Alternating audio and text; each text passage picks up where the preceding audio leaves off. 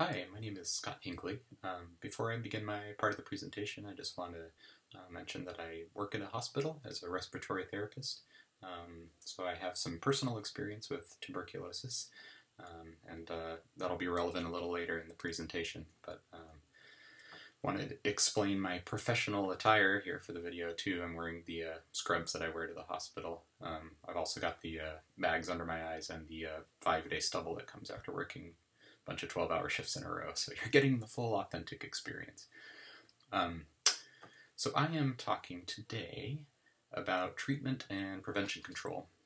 Well, first of all, there are two key tests that are used to detect tuberculosis. The first is the Mantoux Tuberculin Skin Test, or TST. This is the test that a lot of people are familiar with, where they do a subcutaneous injection.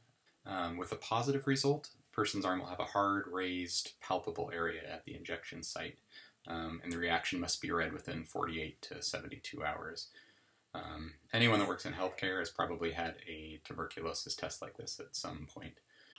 The second type of TB test, it's a little less common, is the TB blood test, the interferon gamma release assays, or IGRAs as they're commonly called.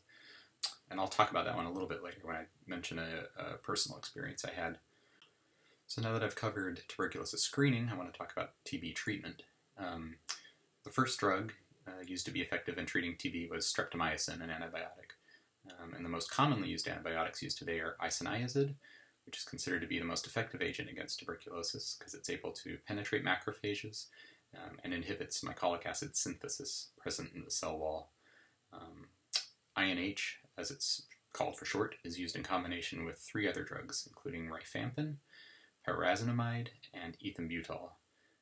These 4 drugs are typically taken once a day for 2 months for patients with the latent and active forms of TB. I should also mention that there is a tuberculosis vaccine called BCG, which is a live attenuated strain derived from M. bovis. It's not widely used in the US, but it is used in other countries where the risk of contracting TB is very high. And finally, for the scary part, there is a form of tuberculosis. It's not very common, but it is untreatable, multi-drug resistant tuberculosis. It's defined as being resistant to at least isoniazid and rifampin. So like MRSA, methicillin-resistant Staph aureus, it's manageable, but currently incurable. So next I'm going to talk about prevention and control. Prevention and control is very difficult in a public setting. Tuberculosis is highly contagious, so if someone has active TB, it's going to run rampant. It's airborne, so all someone has to do is breathe the particles out, and someone else breathes it in. We've already talked about transmission earlier. Alice explained it well.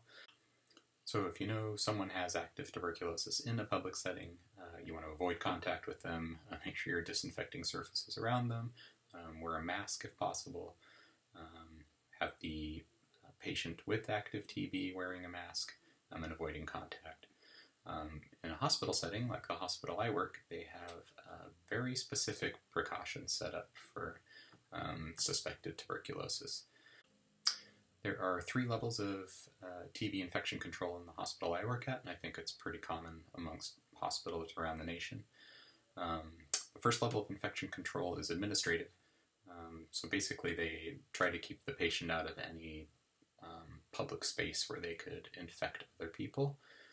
So there are protocols put into place that isolate the patient. We would put a mask on them. We'd try to keep them out of as many public spaces as possible just to limit the area of contagion. The second level of control is environmental control. We have rooms on our medical floor and also in our ICU that are reverse isolation rooms that we put patients in with suspected tuberculosis. They have a negative airflow.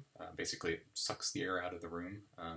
So that if there are any airborne particles, the idea is that they'll be removed through the ventilation system.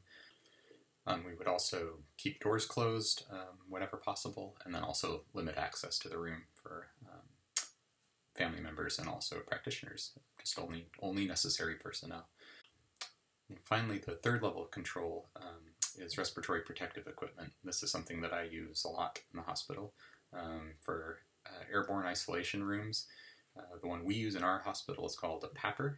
It's a powered air purifying respirator with a high efficiency filter. It looks like a spacesuit. You have a little motor that you connect around your waist on a belt. You attach it to a mask that you wear that covers your entire head, and it provides airflow inside the mask. But the idea is that it protects you from any airborne particles inside the room. So to close our presentation, I'm going to tell you a spooky Halloween story about a close shave I had with tuberculosis. So I'd worked an entire shift with a patient on one of our medical floors. I'd been giving him breathing treatments throughout the day, and I came back to the hospital the next day and was told that he had some suspicious signs of tuberculosis. He'd had a suspicious x-ray. They'd found some nodules inside the lungs. He'd been coughing up blood, and also he was getting night sweats, and those are 3 of the hallmarks of tuberculosis. So needless to say, I was a little nervous. According to CDC guidelines, I had to wait 8 weeks between time of exposure and when I could do the IGRA blood test.